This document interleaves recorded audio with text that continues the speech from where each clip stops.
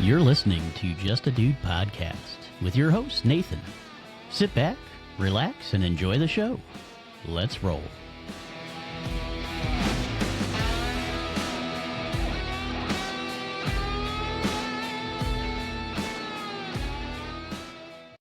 Welcome back to Just a Dude podcast, the podcast that elevates normal, everyday voices. Today, we've got Max, the mastermind behind Moonshine, a wild series about witches, werewolves, and a kid named Sam growing up in the early 1900s America. Dude's got a knack for blending magic and grit. We're diving into Sam's journey, Max's creative process, and maybe some werewolf secrets. So stick around, you won't want to miss this one. Max, dude, tell us who you are and what sparked this Moonshine series. Sure. Awesome. Thanks for having me on, Nathan. First of all, thanks so much. Yeah, thank you for coming. We had some fun scheduling stuff to make it happen, but I'm glad we made it happen. It's great. So what sparked Moonshine? Good story, I find inspiring in many, many ways. So good story can come in many forms. It can come in the form of a song. It can come in the form of movies, of course. That's where you enjoy most of our stories these days. Books are still a thing. Yep. And I myself had been participating in story for a long time because I've been in the acting business for a long, long time.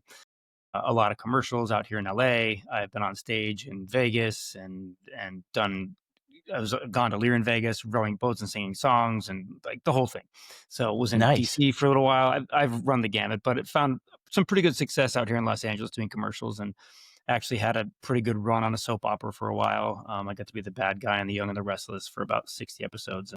We could talk about that it was crazy. But all that, not to toot my own horn or anything, but all that just to say that story is forever present, and the telling of stories has been forever present in my life. And it's to some extent present in all our lives, whether we realize it or not. You know, we're telling ourselves stories about what my boss did to me, or how wonderful my wife is, or isn't my kid funny, or, you know, there's story all over the place. And story speaks to us in many different ways. And during COVID, I actually took a hit in the acting world, as you can imagine, all that. Yeah, just like everybody did, right? Yeah, everybody you took it did. in the acting world too. Sure did. Imagine that.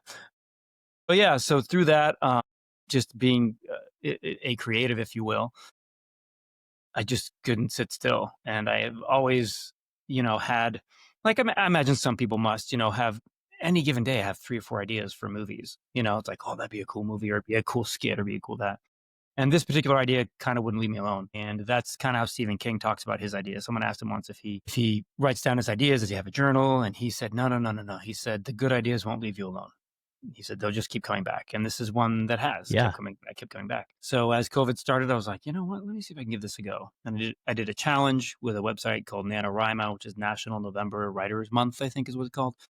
You're supposed to write a certain amount a day, and they have little badges and goals. They kind of gamify it a little bit. So I came out with 100,000 words or something from that, and then started paring that down, because a lot of that, when you're just trying to make a goal for writing words per day, sometimes it isn't going to make it in the story, but you made your word count. There's some funny quips about that where you look back over what you wrote and you're like, what? I don't get what. Yeah, what was I doing here, right? Oh, Max. God. Some of it is like, he picked up the glass with his hand. You're like, how the hell else is he going to pick up the glass? Like, why are you, like, what are you doing? You're like, obviously that was word count, right? That's right. What Yeah, we were going for. Exactly. I got 4 extra words by doing that. So this is a very, very long-winded way of saying that, Moonshine takes place in the North Woods. It has lumbering, is kind of the main focus of that. And I grew up in the middle of Maine, and when I was there, it was a lumber town. We had a lumberman's museum. We had a log driver's cookout in the winter on a frozen lake up at Pleasant Lake in Island Falls. So there's something about that, I grew up in a time where we went to school super early in August, but then in September, literally the whole town got 2 weeks off for potato harvest. So it was still still that kind of a thing, Yep. So just looking back, I'm like, what was great about being a kid? What was great about growing up there without technology, without, we worried about our snowmobiles more than we worried about anything else. So I set this back in the 1980s to take the tech out of it, and decided, what if we could make it a little magical and a little fun and a little, woodsy, if you will, and at the same time whimsical. And then Moonshine kind of came out of that. is that long enough winded answer for No, you? no, My it's God. great because I think it goes right into the next thing because I wanted to kinda, talk about the character that you built is and essentially, let's make sure this is right, but he's a Yes. ten-year-old kid, right, Yeah. Sam, and he's Yeah. dealing with loss, and he's following a stranger to a magical place, so what's Yeah. can you kinda give us without giving away the book, obviously, but can you Sure, kinda sure, give us a sure. little information about Sam and maybe what he's gonna go through or what we could Sure. expect? Absolutely. So, um, it's a coming of age story, and there's for Sam, and he has a normal life in the South. He's a little African American boy, and he has like a normal life in 1920, which says something about what is normal for him. Right. And, it does say something there. And through a series of events, tragedy unfolds, and he basically can't stay there anymore. He has a huge loss.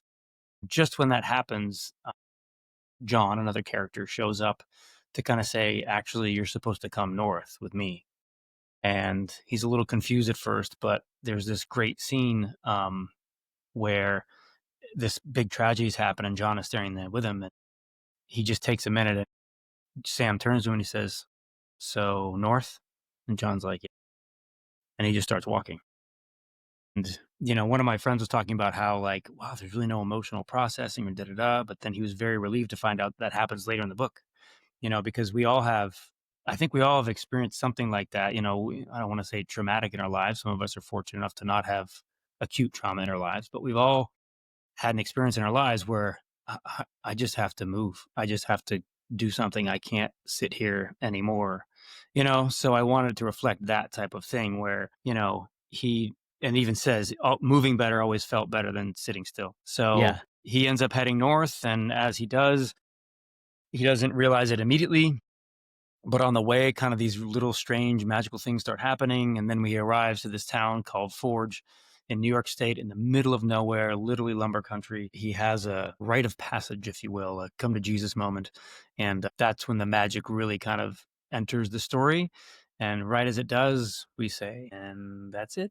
And we kind of leave to kind of go on to the next book. But it rises out of tragedy like a lot of change does. And it's about his journey and becoming a man without his father, if you will, and still being, especially because it's just a dude podcast, I can speak to that a little bit more. It's very much about what would happen to a kid if he had this loss, and then what if he was scooped up by a group who knew how to bring him through this whole thing in a magical and a fun way, and where it's not like on the head, like we're telling you how this should be, but what does the positive masculine look like in 1920 in the most positive way, and what lessons can we learn from that? Yeah. So what was it just the technology part or what made you wanna set it in, the early 1900s? Sure. Yeah, technology has a lot to do with it as a writer, any good movie or anything that you watch, like the fact that we all have phones now Yeah, right. solves so many problems and so many things that in some ways it's almost too easy, or like, wait, I need some more drama. Why wouldn't they just call? Do they have a cell phone? You're like, oh yeah. Yeah. Well, no, I don't want it to be that. As well as there's something to be said where I feel like the 1920s was, this is coming in the next couple books, but the technology was just becoming a thing at that time. The steam engine was just coming online.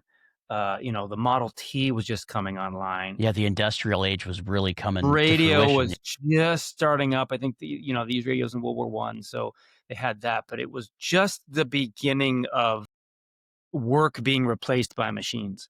So I also like the idea as the story moves forward a little bit that tech, because the next this is book one of probably like four, and by the end of the fourth book, kind of the crux at the end, it doesn't really give anything away, but the crux at the end is, okay, they've gone through all this, but now technology has moved forward, especially if you can think of lumbering, right? Now they have steam Mhm. engines, now they have power saws, now they have, and these men who have been super useful, who have been totally fine with being out in the wild and being in the middle of nowhere, now aren't needed. So what do you do now? Right. And that totally parallels what's happening now with AI and the rest of it. I don't have to make much of a Well, jump I to mean, understand yeah, that. that's it's literally, what I just came from was I was in a position that, I mean, I hate to say it, but AI is kinda taken over, so I Mm, wasn't as needed as much anymore, yeah. so when they go to save money, where are they Sure. gonna cut? Where the list least amount of need is, but, it's Yeah, still that human touch is still what's missing from the AI today, you it know? is. And it's interesting too because, like, I mean, I don't know about you, but I love to be helpful. I think that, Mhm. men like to feel needed. And if all of a sudden you don't feel needed anymore, you're kind of, "Wait, Yeah. what? Like, I spent how many Exactly. years?" You just sit there and it's like, like one of the things for me too is like, wait a second, now here I am in my mid 40s and I'm going to start over again. Yeah, So it's like, yeah, oh, yeah, I get yeah. it. But, and going back to Sam and thinking about that, going through this magical adventure, right, that he's going Mhm. through, and then having this technology come up on top of that, like you said, where you're taking men that were Yeah. used to working in the fields or, using Yeah, hand saws to cut down trees and, yeah, to do the milling and lumbering and all that. And now all of a sudden, hey, there's machines for that. So now, exactly like you said, what do we do? yeah, yeah, exactly, what do we do? The interesting thing for me, being in the Hollywood scene, just to piggyback on your thing with AI a little bit, is that for me, it's not like they used AI to make this movie, and now the movie costs $1.99 instead of $27, It's like, "Wait, Yep. the movie still costs $30, so where'd all that money go? Now it's going into one guy's pocket instead of Yep. going into 200 people's Multiple. pockets." Yeah. Yeah, exactly, and I'm like, "Is that I don't know if that's better." I think that's the thing that we're gonna actually have to start coming to as a society now is to make decisions about what's and not that it has to be good for everybody, Yeah. but wait a second, like, how can we how can we support the most people? It's still being I mean, I get we live in capitalism and we are here to Yeah. make money Mhm. and we gotta Yeah, keep the lights on. we wanna boost that profit, right? Yeah, we do. I get it. I get what that is, but my brother's a great example. He's an eye doctor. He's got a couple practices and he's very good to his employees and he pays them well, but he still at the same time he sponsored the little butterfly habitat that they have at the local school. Like that's Yeah, the kind of stuff we should be doing. He's not exactly. he's not spending it on a yacht. You're right, yeah. Doesn't have multiple mansions, No. throughout the No. country, right? Exactly. Exactly. Yeah, Exactly. but no, you're absolutely right, and, one of the things that I worry about too as we go through AI is not only taking away some of these jobs that people do today, like you talked about, back in the '20s, taking away jobs because machines do it, but, Yeah. same thing, what is this gonna start, for authors, right? Can people just go in there and say, "Hey, here's the premise of my story, write the book," Yeah, right? it's a big thing. There was a when I wrote my book, we weren't quite there. I started writing in 20, and it's crazy to think that like, oh yeah, it wasn't that big deal 5 years ago, Yeah. but it wasn't. No, it wasn't. But now you can pretty much do that. You can pretty much go on Chat GPT and one of the first things I did is like, well, write me a kid's book. So I kind of gave like a dinosaur is scared of the water, go, something like that. And it gave me, I was like, that sounds like a kid's book. Like, holy moly. Yeah, and you're like, "Wait a second, you're taking jobs away, you're taking away our Yeah. creativity now too." Yeah. It's just, and on the one hand, it's amazing and it's holy moly. And on the other hand, what makes us human? Maybe it is copying others. And I mean, we all do that. We all copy others before we have our own legs. I mean, you didn't invent a hammer on your own. You learned that from No. someone. But Yep. you Yeah, learned a we're all I mean, program from, in most cases, right, we're always stealing from somebody. I don't wanna yeah, say stealing, let borrowing, right? yeah, or Acquiring different learning. I ideas mean, and things. yeah, Yeah, we're learning. That's what it is. It's literally, the Miles Davis listened to, who did he listen to copy forever before he had his own voice? exactly. It's the same Yep. kind of idea. So and the other thing about AI that I think is very interesting is that anyone you talk to about it, everybody, I have yet to meet someone that when you're talking seriously about it, they're not like, yeah, it's amazing, but oh, You're usually, worried. yeah, Yep. yeah, usually someone's like, oh Yes. no, it's great. No, it sucks. But almost everyone is like, yeah, no, Yeah, ugh. even me working, like, we were literally building AI systems, and even myself working in AI, I'm like, if Hmm. we don't put up some guardrails to stop it from going off the rails, right, it could do whatever it wants. I mean, they've already I think I heard a stat the other day that it's already written twice as much as any combined human writing has done in just the short time it's been here. So it's God, already doubled what we've written in our entire human history by writing what it's, whatever it it's writes out. And that's crazy. crazy. Yeah, Yeah. and then how do you sort through it all? That's part How of do the you? thing for Yeah. me. That's gonna be And, something in the future. Go ahead. And not only that, but, what it feeds off of everything that's, publicly available. So if there's Mm, bad information out there, you could get that bad information back, sure you could. know? You sure could. So That's it's gonna be just a a thing. slippery I mean, it does amazing things, but on the other hand, you can see where it could just go haywire. Not even going haywire, just be so good that you're "Is that a real person? Is that a real" like, "Holy Exactly. moly," like, I I don't mean, how even many times know. you do that now? Like, I Ugh. got a telemarketer call the other day and it was an AI. It said it was an AI agent. And I was like, had it not said that, I would have never known. Yep. So convincing now. And Yeah. that's the thing, like, I heard about that voice one. We're getting totally on AI track here, but No, I that's heard all right. about the one of the guys who did the first voice kinda thing. The reason he did it is because he had all these voicemails from his dad, and he wanted to talk to his dad again. His dad had passed away, so he loaded Yeah. all these all this stuff into the AI, and it came back, and it sounded like his dad. And on one hand, you're like, "That is amazing and powerful and wonderful and a way to help with closure, or a way to like, it's romantic in a certain wonderful way." Sure. And then on the other hand, you're like, "And all you need is 5 voicemails from, you know, my dad's granddaughter, and he thinks she's stranded somewhere and sends somebody $1,000." Exactly. You Yeah. can You're like, oh my immediately goodness, a see. kidnap. Yeah. Yep. Yeah. So it really calls into question morality, ethics, a bunch of stuff of just because we can, does it mean that we should? Yeah. Yeah, exactly. And that's the thing, if you think about any type of major technology throughout Mm, history, right? When we think mm, of nuclear power, right? yeah. It can be used for great things, Yeah. but it can also be Or, extremely devastating. yep. So, Yeah. and that's always the bad thing, right? Is we always have good intentions when we invent things, but it's like once that bad actor gets involved, then they take it another way. It only But takes one jackass. It just takes yeah, one and you jackass. know what? It's funny, I wanna bring this back to the book because it's kinda Sure. like, if you think about it, we're talking about AI, but this is kinda what they were going through in the '20s with the Industrial Yeah. Revolution and everything, right? Because 'Cause they're probably Completely. thinking the same thing. We're not gonna have jobs, these machines are gonna take all of our things, Yeah, and if you read between the lines in this, one of the main characters, John, um, might as well give it away or not give it away, but he's he's John Henry, who I don't know if you remember from the school times. He fought the steam engine or whatever. Which he technically would have been dead, but he has a long life because it's magic and fantasy and whatever. But that's there's even some comments in there where like he doesn't like motor cars, he doesn't like this, he doesn't, and you're like, that's just interesting. And then when you figure it out, you're like, because he had to beat one at some point, you know. Yep, Which once again, I'm not defending, probably the work conditions of the railroad workers. I don't want to sound like I'm exactly. defending that at all. But at the Yeah, same time, what used to take, I don't know, 100 guys, a year took yeah, 20 guys 6 months. And exactly. that's Yeah. better, is it? And that's the thing, it's like, when do you find that balance, Mm, in real life? And then we're talking real life now about the book now, but, yeah. how do we, like, with this AI generation and even back then, how do you find the balance to make sure it doesn't go too far to where Yeah. we're all sitting here going, "I don't have a job. AI's doing everything." Part of that too, I joke with myself that I like to think of myself as a smart person, but I'm for sure not like wicked smart, like, Yeah.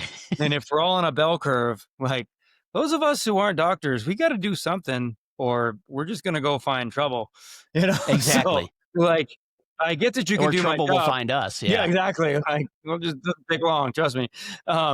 So yeah, speaking of like changing things, that's why I started writing the book is because for 3, 4 years, it was so nothing in the acting world. And some of that might be that I got more gray in my hair now, and that's just a natural consequence of how, the actor's journey goes. But yeah, it's also that, like you said, do I have to reinvent myself at, coming up on 50? Like, I guess I do. I guess I have to keep trucking here. I guess I have to shift or pivot or depending on how you look at Yeah, it. and you know what? But that's amazing that you could do that, and that you still tapped into your creative market, right? You're just Mm, telling those stories, and now yep. say, but now you're writing your own story that's Yeah. entertaining. It's got basically you know uh, a way of life, right? He's Mm, coming to be a man, right? Like you said, yeah. he's learning to be a man without his dad. Which what Yeah. is unfortunate that today there's so many people that have to do that. Right, Yeah. so I'm assuming a lot of people are gonna be able to relate to this book. Yeah. That's the idea too, is that, we love just in storytelling terms, we love a hero who's had tragedy. We love someone who has to work against something, and all too often the reason we love that is because we or someone we know has experienced that. We relate to it, right? And Yeah, yeah, we so we relate to feel it. close to home to it. We can Yeah, totally relate to that character. We might see a part of ourselves in it even. yeah, totally. So that was the idea with that, is that I mean, Harry Potter's under the stairs. His parents died. I mean, every Disney thing, the parents. I mean, you know, even Finding Nemo, the mom dies immediately. Like Yeah, always it's like, orphans. What's going on with Disney, right? yeah. What's interesting about that is that the I was reading this and it was really interesting that the orphan thing of losing your parents is that there's something that it cues in us about ask what will society do with someone who doesn't have their parents, number one. So it Mhm. calls on us as a society, and it has this deeper meaning to be who are we as a society? How do we treat this orphan? So we love to kind of examine that. And the other one is that often happens in story because you release the parent's karma. Oftentimes, when we with our own children, we expect things of them because we didn't accomplish them. You know, Mhm. I was poor, so you're going to be rich, or I was, I didn't make the football team, so you're going to, or I didn't. We have this kind of plan, and what that Exactly. does is it releases all that from the kid, so they can be their own hero and not follow in someone else's Yeah. footsteps in that way. So it was an And it's interesting. Go yeah, ahead. it's funny that you make that correlation because I don't know if you were I know we're, pretty probably close to the same age, but, growing up for me, I was always hammered by my parents to say, "You've gotta go to college." Right? Mm, That was the thing back in the day, yep. our age group, right? You go Yep. to college, you write your ticket. Then by the time we got done with college, there was no ticket to be written. But anyway, Have yeah. anybody It's like, have "Hey, a I got ticket? this ticket and all these loans." Right. So, But yeah. it is so funny because for the longest time, that was the way, right? If you went to Mm, college, you could write your way, but then we had a whole generation that everybody went to college. So yeah. now everybody's college educated. So now what do? You got to make a name for yourself, Yeah. And obviously, like for yourself, like getting into acting, how did that happen for you? It's funny. My mom's a dance teacher, so I grew up on stage, and it was just one of those things that, when you start something when you're tiny and you grow up with it, I've never hesitated about Second being on nature, right? stage. Yeah, and I was never a great dancer. I was a good dancer in a group, but I was never like a soloist. But my wife makes the joke that she says, Max, not everyone sees a stage and wants to get on it. It's Most true. people just want to sit and watch. And I'm like, what? Why not? It doesn't even make sense to me. Like, if there's a stage, you got to be on it, right? So, I have that gift of like, I mean, I still get nervous and the rest of it, but you hand me a microphone, I'll be like, all right, how many minutes you need me to go? Like, I'll make it up. It Yeah. doesn't matter. So the performing thing was just kind of always there, to the point where in college I started it as a chemical engineering major and ended up second semester getting a D in chemistry, but doing 6 shows at the college. So I was like, okay, I guess I should lean into this. And I still love science. I still am kind of a nerd for stuff. My kids always ask me, like, how do you know all this stuff, Dad? It's like, well, I still like to know why the sky is blue and what meteors are. And I love Neil deGrasse Tyson and I love all that side of it. But my gifts tend to be in this weird performance slash look at me kind Yeah. of. But that's all Yeah. right. It's worked out for you so far, though, Yeah, right, Max? so far so I good. mean, We're, been we'll pretty see with the good. book. Yeah. Yeah. We'll see with the book how it all shakes out. But yeah, the Yeah. book is the And book is more of a backstage thing for sure. yeah, definitely something different, not in your normal wheelhouse, Yeah. right? For Yeah. you. Yeah. So how long did it take you when you came up with Moonshine? How long did it take you to, to process it from I know you started with the challenge, right? And Sure, then yeah. that probably ballooned into it, but how long did it Correct. take you for the writing process? The idea was spun in my head for a long time, but the actual once, hands to keyboard, pen to paper kind of thing, once that started, uh 2 years, probably, year and a half. It was November. Yeah, probably year and a half. Gotcha. Year and a half to 2 years. And that was a lot of it was writing on my own. I'm very, very fortunate in that every night I fall asleep next to my wife, who is a educator. She got her degree in English and then she got her master's in education from Stanford. So I'm very fortunate that I literally sleep next to my editor Yeah, every night. right. So once I got it to a point where I didn't feel like it was embarrassing, my wife and I would sit down for a couple hours almost every day. And she would remind me that I still should be embarrassed and work through stuff. So she really helped give the book a lot of depth because she taught everything from Shakespeare to Catcher in the Rye and all those things. She's very used to digging in and saying, what did the author really mean? And, the kids are Yeah. always saying, oh, did he really mean Finding the that? meaning, right? Yeah. Yeah. And, as a student, you're always, did he really mean that? No, he didn't. How do you even know? Yeah.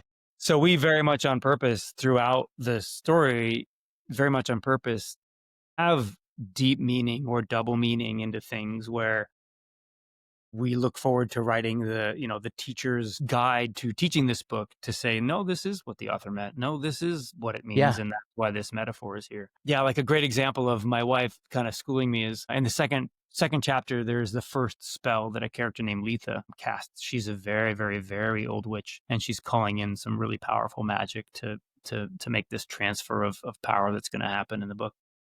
And I had written some fun things that kind of rhyme. They were a little bit like a limerick, a little bit, and I thought they were cute and fun. And then I sat down with my wife, Alice, and she said, these are fun, but if you want this to like mean something and have some undertow, like these should feel timeless. Like this should feel not like it's a quick quip. It should feel like this is really calling something in. And that's where it came. The first 4 lines of the first spell I still love. It's, since Gilgamesh your song was sung, from silver moon to silver tongue, here a blade to cut the skin. From these words, the spell begins. So, just Yeah, thinking, that's awesome. it's great, right? And like, Yeah. even if you don't know what Gilgamesh is, that's an old story. You heard it in grade school or something. It's like, okay, Gilgamesh, well, that's Yeah, old. Okay. it takes you back in your mind, right? Yeah, 'Cause you're you're like, like, "Wow, I've wait a heard that second, before." that's ancient. No, even if you don't know the details, you're like, I know that's old. By Silver Moon and Silver Tongue, you're like, Silver Moon, there's a moon on the cover and it's moonshine. Silver Tongue, what's this silver stuff? Oh, wait, is there a magic? Is there werewolves come? Like, what's going on? Here a blade to cut the skin. You're like, wait, this guy's on his deathbed. Is she going to kill him? Like, what's happening? And then from these words, a spell begins. You're like, oh, shit, here it comes, Here it comes. Oh, Now it's yeah, now here it comes. Yeah, it's on. And then, of course, it goes on from there. There's some wonderful foreshadowing in those spells that really doesn't pay off until much later in the book. If you're not paying attention, it's a really cool spell. If you're really paying attention, when you get to the end, you're like, wait, she said that on page 6. Like, oh my God. nice, So a nice recall. Yeah. yeah. So that's a good example of going deeper into the writing very much on purpose and having a good editor who helps you to do that. Yeah, and And that there's nothing wrong with reading fluff. Like, I'm okay with, you want No, to read no, fluff? yeah, absolutely. I mean, we all have some books that we like to just escape into, right? That's Or just fluff, fun to read, right? Gets us yeah, of through, gets course. us into out of our minds. But Yeah. one of the things that this obviously had to be hard for you, though, to take a loss to a transformation, especially for a 10-year-old, right? That's what we're talking about here. Mm. How did you, or even you and your wife, Right. balance that emotional depth with the adventure part of it? Well, it's interesting you say that because when the tragedy happens to him, there's chapter 13, when we literally, before he knows it's happening, right? We kind of cut away for a second and we see the tragedy happen, and then he discovers it later, if you will. Not to give anything away. Right. Spoiler alert, whatever. No But spoilers, right? no spoiler, not yet. I mean, tragedy. Okay. I wrote the chapter where the actual tragedy happens, and it's quick. It's like 5 pages maybe. And when I finished writing it, I was like, ugh, like this is heavy. Like, if there was a chapter that would bring it from young adult to like adult, that would be Mhm. the chapter. And That part was of like it the is, transition chapter that really hit yeah. it home, right?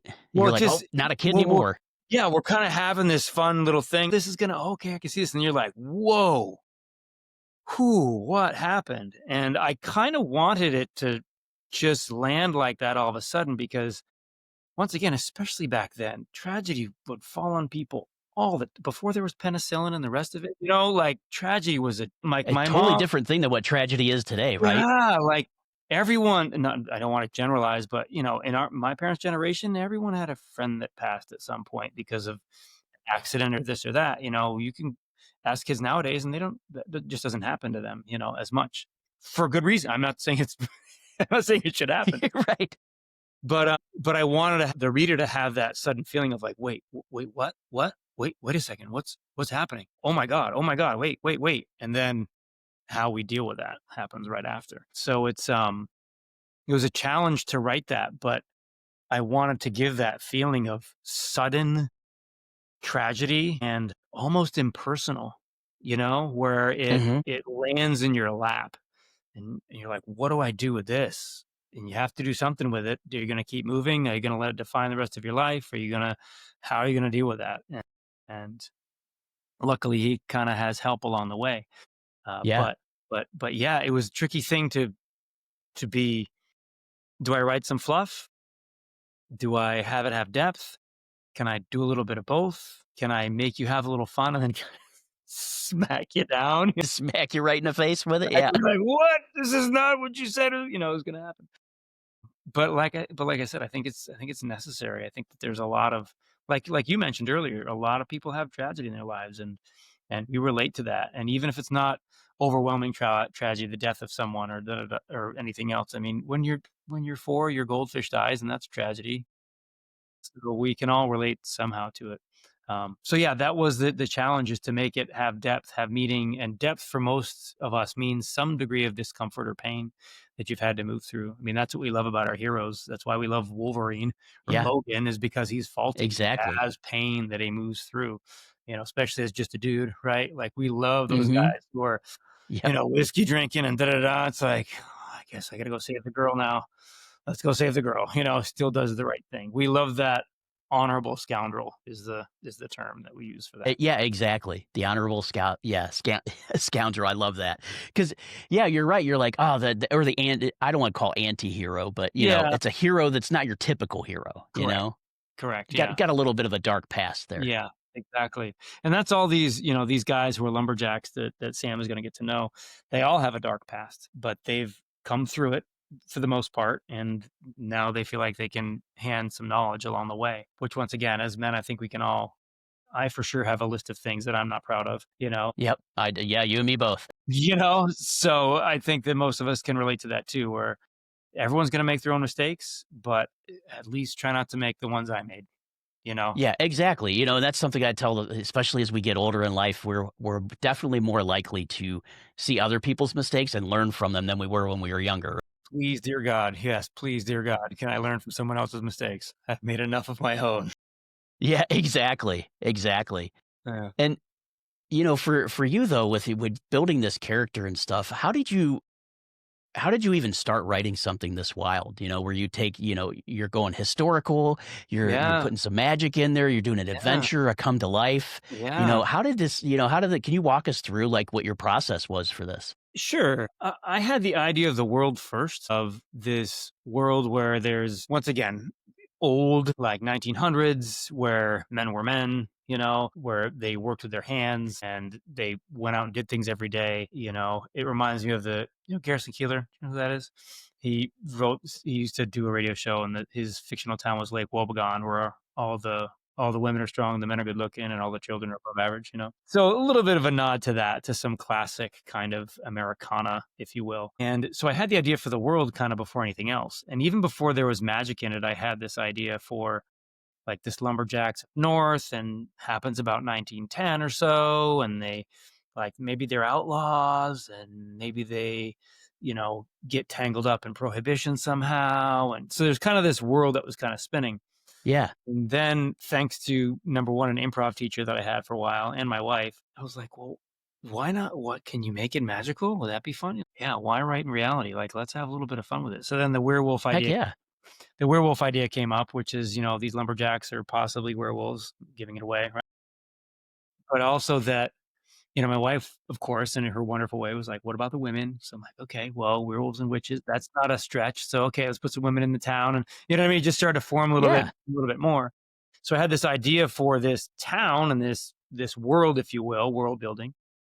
And then when I started writing about it, I was like, this sounds a lot like an encyclopedia entry. Like, I'm describing everything that happens in this town, but I don't have anybody who's actually going through it. And that's when I had the idea for Sam. Like, I need someone to enter this world so we can learn about this world along with them. So, the parallel here, of course, is Harry Potter, where you could have started Harry Potter with book 2 and just Sure. spent the first 30 pages being like, here's how Hogwarts works. Meh, meh, meh, meh, meh. Yeah. But it's way more fun to be like, here's a kid who doesn't know anything, just like you, and let's go into this world together. And now we both know what the world's about. Here's the shortest book. You know what the world is, and here's the world. Now And now we're going to expand it from we here, get to right? play. And that's what's up next, right, Max? You said you're planning about a 4-book series, give or take? So yeah, originally it was going to be 3, and then I added this book on the front side. So yeah, a lot of outlining, a lot of writing. Now that summer's over, I finally have a second for my head to breathe a little bit. Yeah. Did a lot of traveling, and like I mentioned to you, there were some births in our family, which was wonderful. So we did a lot of unexpected travel, but we're back on track now. So it's Nice. yeah. So hopefully I'll be by the new year. I should have a good rough draft, and then hopefully a couple months later I have something that's more finished that I can actually publish. Nice. Yeah. Nice. And then since you set this in the, in the 1920s, early 1900s, let's just say, did you have to do a lot of research for that? I did a lot of research. I thought I knew a lot about that, but then as I got more detailed, I tried to be accurate with, like I mentioned before, like model, like where were engines at that point? I assumed that we had railroads. When did the Model T come in? I thought that was like the 19s or 1915. Like, had to go back and review a lot of that. I had a lot of fun actually because they go through New York City on their travel. The book takes place kind of in 2 locations. It takes place in this town called Ford, which is upstate New York. There's literally a town called Old Forge, and that's where I put it. It's up north of Utica, another 70 miles in Oh, the yeah. middle Yeah. of nowhere. And then North South Carolina is the southern part. So John comes down to get the main character, Sam, and they travel north to this place. Well, they go through New York City when they on their way up. And so I did a bunch of research on New York City in the 1910s and 1920s, and that was really fun because I was like, would they take a subway? When was the subway built? And it turns out they called it Interborough Rapid Transit, which seems so modern. But if you look back, it's It like, does, no, doesn't it? it was so modern. But they had a subterranean subway. It came up. A lot of it was elevated. It wasn't in the subway yet. It was elevated trains. But it went all the way up to Queens. It went all the way up. Like it was crazy what had already been established in New York City. I take a few liberties because I have them visiting some clubs and stuff. And the Savoy was a big jazz club in New York City, and I think I have it. The Savoy actually took place in like the 20s and 30s, and I have it in 1910. So I think I cheated at some of the timeline a little bit. But they're just so fun that you're like, how can I get Yeah. this How in can you here? not include it? Yeah, exactly. Like, oh my God. And once again, because he's an African American hero, and so is John when he comes down, of course they're going to hang out in the Harlem area of New Yeah. York City, and that's where the Savoy was. So I'm like, well, I'm also paying homage to that part of history, which a lot of us know or don't know or are learning about through fiction and nonfiction both. Yeah. So yeah, And so I that it's kind of great though that you're taking, you now give people an opportunity not only to be entertained and, escape their own world and go into a new world and really, discover it with the character, right? With yeah Sam, but yeah you're also bringing in some of these cool historic things that, people may have forgotten about and giving people an opportunity to learn as well. yeah, because the Savoy was a hop-in place, like hop-in place. That's where Lindy Hop, like a bunch of the dances came to pass, and where some of the best jazz was born. New York, Yeah. just some amazing, amazing things that happened there. And we can't. I mean, you could easily write an encyclopedia just about that, but to just at least touch it a little bit in this book, I felt was at least honoring what had some of the journey that those of African descent have had in this country. So I felt Yeah. that appropriate. No, and that's great to throw that in there. And I think does it touch on the times being different? Does it make it more difficult for Sam in the 20s, compared to if he were to grow up now? Yeah, I would say, I don't lean hard into the discrimination and prejudices of Yeah, the the day. disparity. Yeah. Yeah, it's there for sure. Like, he and his father, to open the book, they work on a plantation, and there's some tension there for sure. And especially with our own knowledge, we know that there would be. I don't the story I want it to be about, a rite of passage for Sam. I didn't want to ignore that, and it's present for sure, and it kind of comes to a head, and that it feeds into the tragedy, but it isn't that. It's not that story. I mean, even John, as they go north, they make a stop, and he's talking to one of his friends, and he's like, "You gonna take the train from here?" And he said, "Yeah." And he says, "At least, he says, someday we'll be sitting up front, And his friend says, "Someday," So they just go to the back of the train. It's like we acknowledge what what the times are, without having to dig too deep. The other or exploiting it or Yeah, things like that. exactly. Yeah, Right. You don't want to exactly. be like, oh, a white guy writing for a, that. Exactly. I don't want to be Here's that at all. another white dude talking Yeah. about, Oh, man.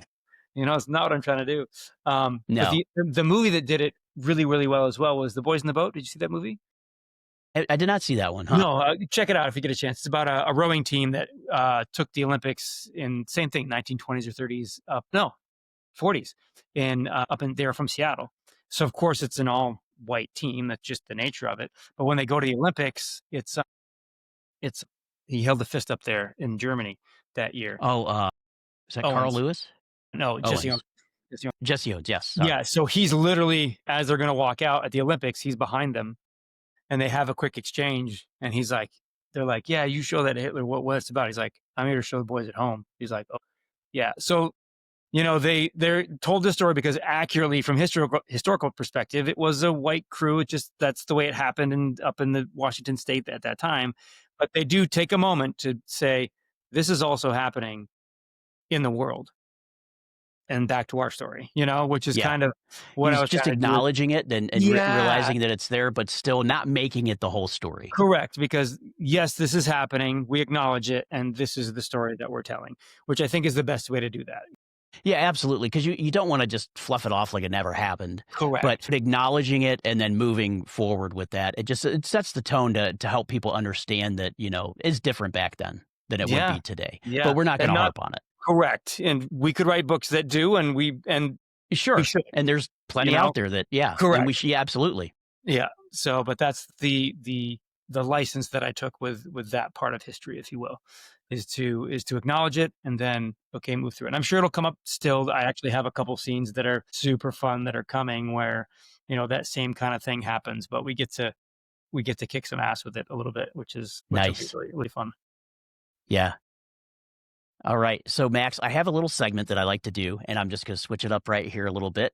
This is just for our listeners to get to know you a little bit. So I call it Okay, Dude cool. Q&A. I'm just going to Okay. some rapid fire dumb questions just to get to know you. So I will give you an dumb answers. example. Yeah. Werewolf or witch? Which would you rather be? A werewolf, yeah. Yeah. Especially according to how this rolls in my book. Yeah. Yeah. Yeah. Although Merlin was pretty cool. You could make a case for Merlin for sure. Yeah. Yeah. Now, because your book's called Moonshine, I got to ask you this. Yes. Have you ever had moonshine? You And if know you what? do, real or did you prefer real or imaginary? Yeah, well, yeah. This is less of a rapid fire question, but because I grew up in the middle of nowhere in Maine, our family happened to grow up on, we had a lot of acreage, and there happened to be like wild apples that grew on the stone walls on our property. So we made easy 30, 40 gallons of apple cider every year. And one year my dad got the idea, is like, we should make some hard cider. So moonshine, no, but I've had a very good taste or 3 or 4, several of hard cider Hard cider? from literally Nice. the dirt basement underneath our farmhouse. Like, okay, I guess it's April. Let's go see if that's ready. And didn't matter if it was ready. We just started drinking. And you learn at 16 Yep. how fun, hard cider can be. Yeah. Yeah. That's funny. Yeah. Yep. And then, all right. So next one, if Sam's facing a bear in the woods, what's he gonna do? He'll run until he can't, and then he'll stand and fight. One of the great things about this book, the very first chapter is great. It just takes up a page and a half. It's a great first chapter. And same kind of thing. He gets cornered and he just takes a breath and he turns and puts his fist up. It's like he's not Nice. out there trying to be brave, but when it needs to happen, he'll get it done. Put it that way. Nice. Yeah. All right. When you're writing, do you listen to music at all? Ooh, yes, but I can't have lyrics. I listen to like Okay. So like instrumental? instrumental, but kind of like a chill hop thing. If I listen to classical, it might put me to sleep or I'll, Put you to sleep? Yep. Been there. yeah, exactly. But something lo-fi, I don't know if you know Chilled Cow or Lo-Fi Girl, that kind of stuff. I listen to a lot of that as I write, just because there's enough of a beat to kind of keep me up a little bit, but Yeah. not Keep too the much. rhythm going. Yeah. Yeah. But if I listen to lyrics, I start picturing the lyrics and writing toward See, them. that's the way I would be too. Because I was thinking when I wrote this question, I was like, dude, is he going to really listen? But some people do, because I realize, Yeah. like, for me, if I'm reading or writing something, I really can't be listening because next thing I know, I'm writing the lyrics, Yeah, It's like just exactly. gets into your mind. But It does. yeah, it's nice. But Instrumental is great because at least can keep you, upbeat and have a good thing, but you're not focusing on those words. So yeah. yeah. If you could time travel to Sam's world, what's the Ooh, first thing you'd do? into Sam's world. Wow. Yeah, I'd find a witch. I'd be like, yeah, yeah. The world he's coming into is a, like I said, a magical world. Witches and werewolves, they kind of have a Yeah, thing going, and yeah, I'd find a witch immediately and see what the deal is and what spells are ready. We'll put it that way. Yeah, nice. that's a good one. All right. When you're writing, do you like to be like a complete quiet, a nice secluded area, or does it bother you? Do you like to have your family around?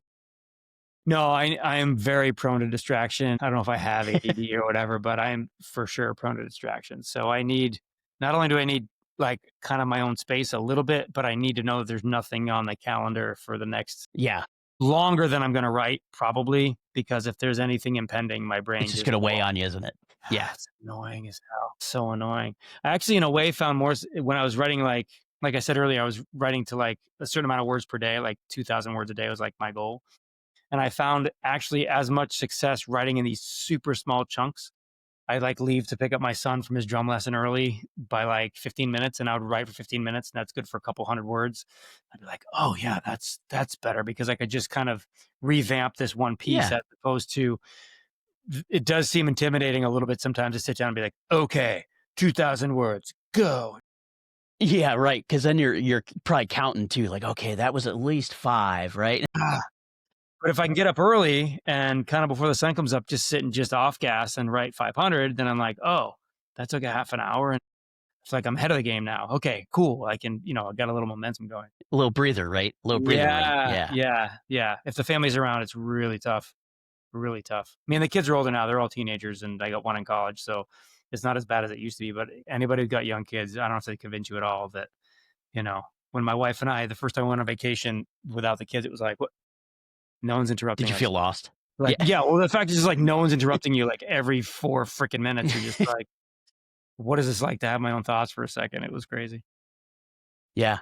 But what's it been like for you? Because I wanna talk about this because you are a family man, obviously, but, Yeah. give us, and this is not part, you did great on the dude Q&A, by the way, but this is just another Thanks. question I wanted to ask Sure. because I think it's important to talk to people, especially, with men these days that are fathers because, we talked about people that grow up without fathers or, Yeah. whatever the family situation's been, but, obviously you're a dad, so how has that Yeah. shaped your life?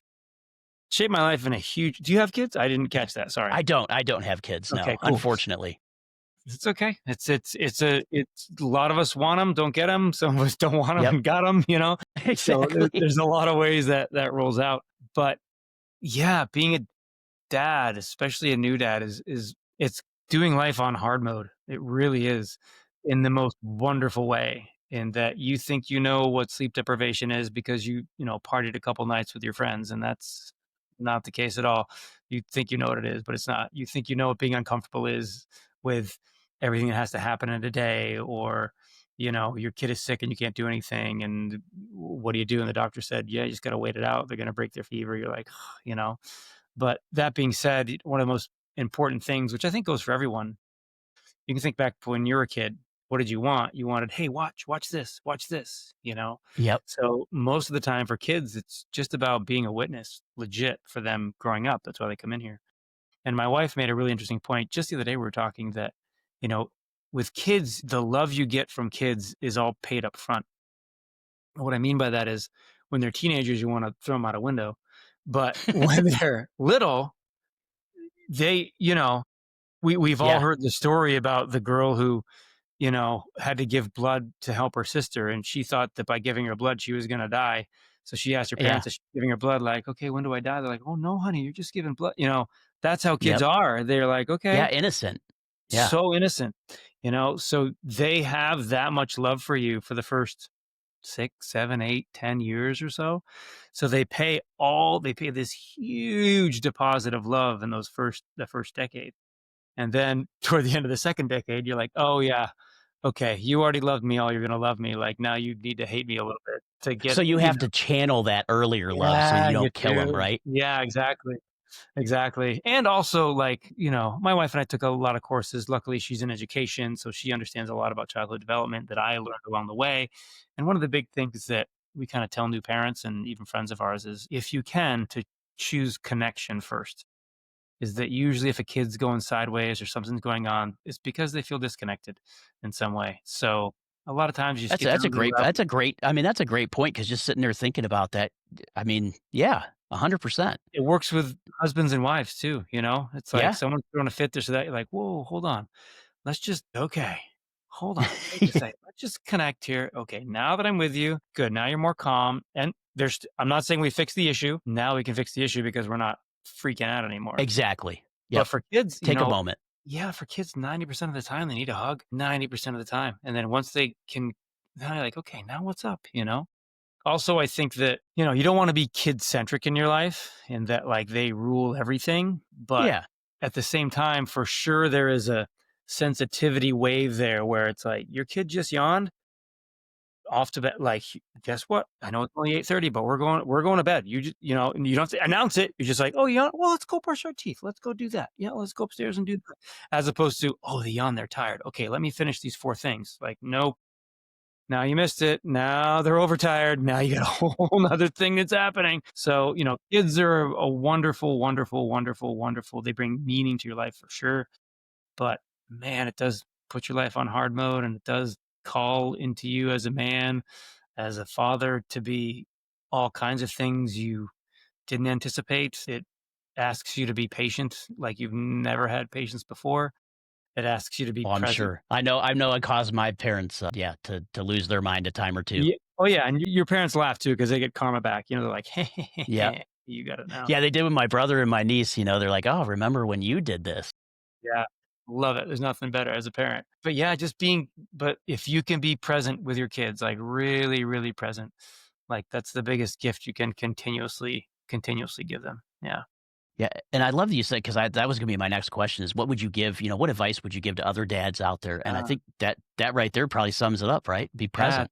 be present. And that can be really tricky because, especially as dads, we're worried about like next paycheck. We're worried about like, I just lost my job, AI, whatever. We're worried about 1,000 other things. But, Exactly. that little guy, he's not, he just wants to throw a ball, you know, and He just throw just the wants your ball. time.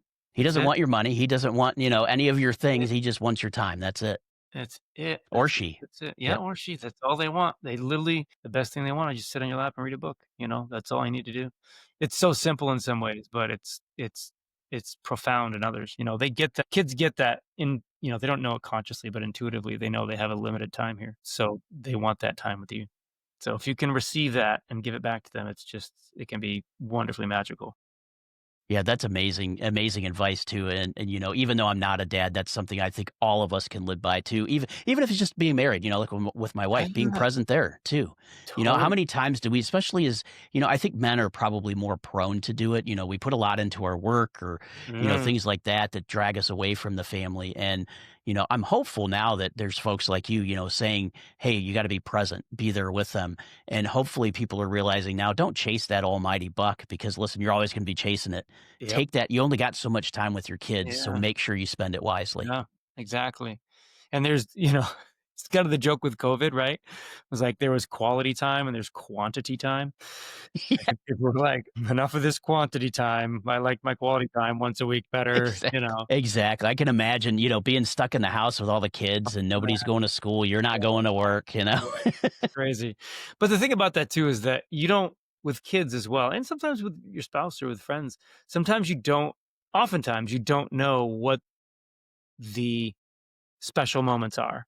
Like you think you're planning this huge Thanksgiving dinner and everyone's going to have a great time and da da da. But, you know, what your kid really liked was 3 days before when you made the pie together. That's what they remember. They don't remember all the chaos of their cousins and this and that. They remember this one little thing, or they remember when you helped them with their homework. It's the magic of the mundane, I think. Yeah, those small intimate moments, Yeah. they really are. Yeah. They can be a wonderful, wonderful thing. That's the other thing about having kids too, is you get to see the world new again. You get to be like, oh, that's the first time they're seeing a flower. Oh, well, look at their eyes. Like, oh my God. You get to do that things. Yeah, you If get you're the present. amazement. Yeah. If you're Yeah. present, you get to go through that again. Yeah. Man, Max, this has been awesome, and I know we're getting close to an hour, and I wanna be cognizant of your time, but, It's all good, man. you It's all know, good. this is, I wanted to talk about your dad, you being a dad, because I love sharing stories. I really want to Yeah, encourage other fathers out there to be present fathers, like you said, and yeah. just be a part of their kids' lives. Not saying that all dads are deadbeats, we're Right, not, not right. all of us are Mhm. deadbeats, but, realize that, your kids are there and, you need to spend time with them. But I also Mm, like the fact that you took your creative side and took a bad thing of COVID, right? And mhm. finally put your words down on paper, and now we've Yeah, got Moonshine. And yeah. so what's next for you and Moonshine? Because, when can the readers or the listeners expect the next book? Yeah, man, I wish I could make a promise like that. Not as long as Game of Thrones, we'll put it that way. I have a little less patience than that, but I'm hoping in the next year, like I said, year and a half. I think 2 years is a pretty good spread for me and how much I have going on. Maybe as the kids start going to college more, I can shorten it up and, but I think hopefully, maybe not this December, but maybe middle of the summer or next December, like 2020, I guess that would be 2020, December 2026. Hopefully we'll have something. Nice. I'm trying to get it done a little bit because I'm finding out in the publishing world that people like a series.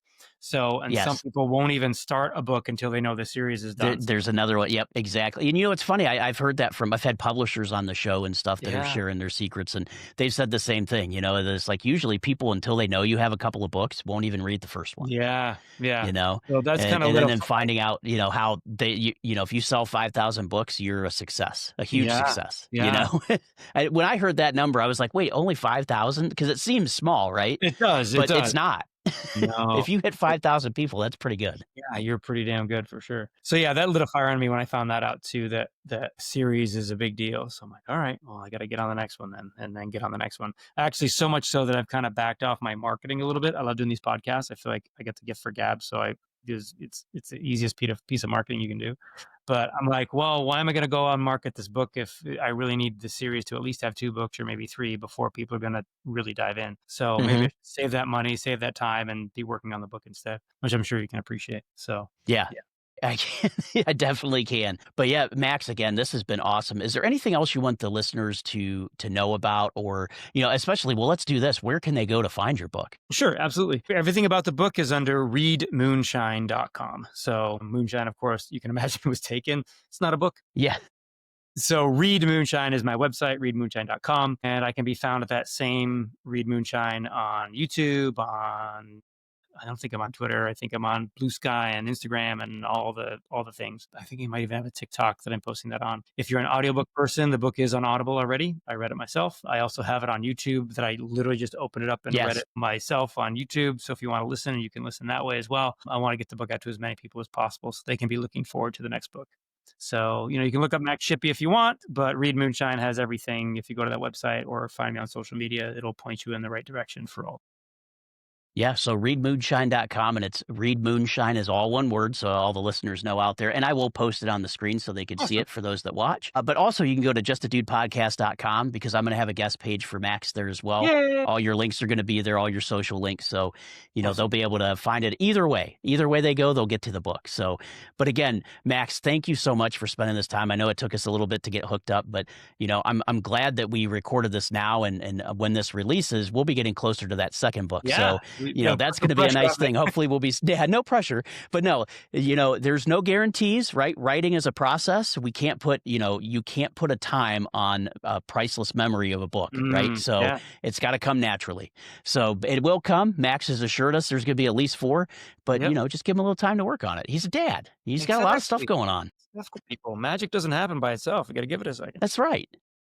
But no, Max, that's all I have. Is there anything I want to give you one last opportunity? Anything else you want to share with the audience before we go? I know. Well, first of all, thanks for having me, Nathan. It's been super, super fun. A great, great podcast host, and I've had a lot of fun. Conversations really easy, and just the last little thing is just to appreciate all the stories in your life, whether they're your personal stories, however they're coming at you, movies, whatever, and just yeah, take a second to be present, I guess. We kind of left on that with the dad thing, but just be present, listen to the stories that are already coming. And if you get a chance or you want to read a good one, here it is right back there.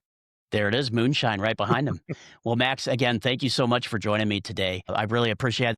Well, Max, thanks for hanging out, man. Listeners, go check out Moonshine. It's got heart, grit, and some serious magic. Hit up readmoonshine.com for the goods. Well, that's it for Just a Dude podcast. If you like this episode, don't forget to subscribe, follow, and leave a review. Stay chill, stay curious, and maybe don't mess with werewolves. I'm Nathan, and I'll see you on the next episode.